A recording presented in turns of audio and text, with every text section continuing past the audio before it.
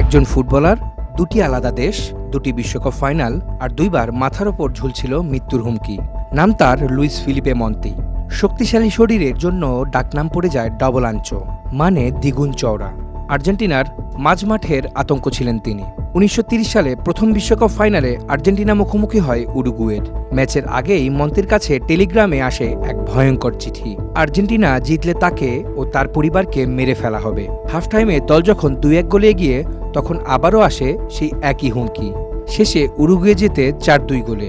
এই হারের পর মন্তি পাড়ি দেন ইতালির জুভেন্টাসে।